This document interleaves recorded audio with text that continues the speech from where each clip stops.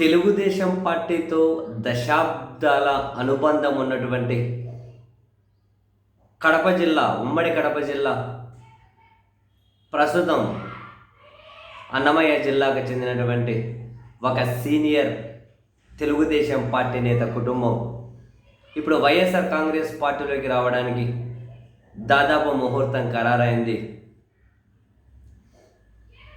ఉమ్మడి కడప జిల్లాలోనే కాకుండా రాయలసీమలో అయినా పాతకాలం రాజకీయాలు చూసిన వాళ్ళకైనా ఒక పేరు బాగా ఫేమస్.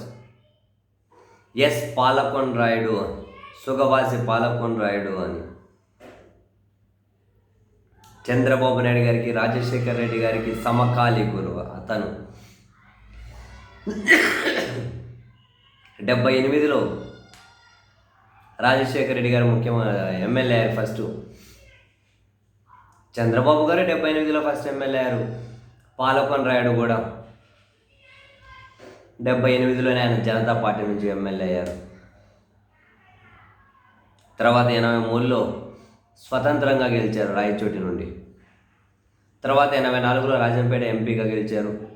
99 2004లో రాయచోటి ఎమ్మెల్యేగా గెలిచారు.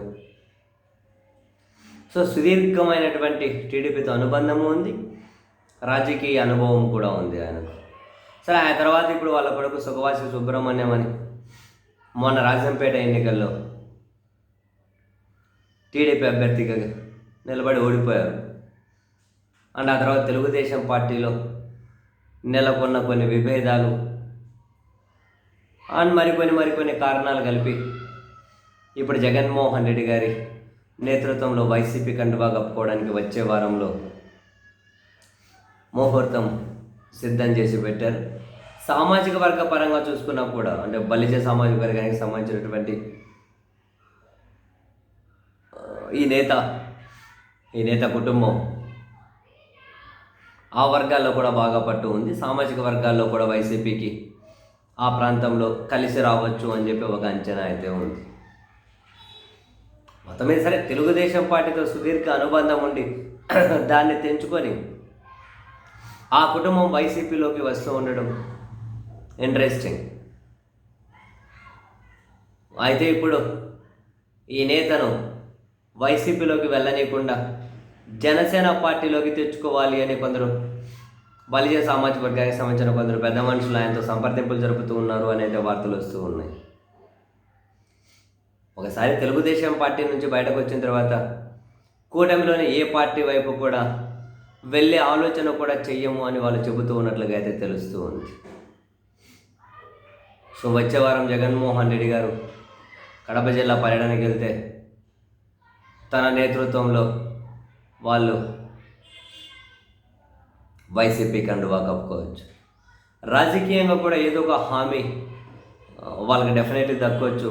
ఆ స్పేస్ కూడా కనిపిస్తూ ఉంది లేదు. ఎందుకంటే ఇప్పుడు ప్రస్తుతం రాజంపేట ఎంపీగా మిథున్ రెడ్డి గారు ఉన్నారు. నెక్స్ట్ ఎన్నికలు వచ్చేసరికి బహుశా ఆయన రాష్ట్ర రాజకీయాల్లోకి రావచ్చేమో. వాళ్ళ నాన్న పెద్దిరెడ్డి రామచంద్రారెడ్డి గారు ఎంతవరకు రాష్ట్ర రాజకీయాలు యాక్టివ్గా ఉండొచ్చు అప్పటికన్నా సంగతి తెలియదు కదా. ఒకవేళ మిథున్ రెడ్డి గారు కనుక రాష్ట్ర రాజకీయాల్లోకి రావాలి అనుకుంటే ఎక్కడి నుంచి ఆయన ఎమ్మెల్యేగా పోటీ చేయొచ్చు. ఆయన వాళ్ళ నాన్నగారు ఉన్నా ఆయన పోటీ చేసినా ఈయనగానే పోటీ చేసి రాష్ట్ర రాజకీయాలు యాక్టివ్ అవ్వడం కోసం అంటున్నాం.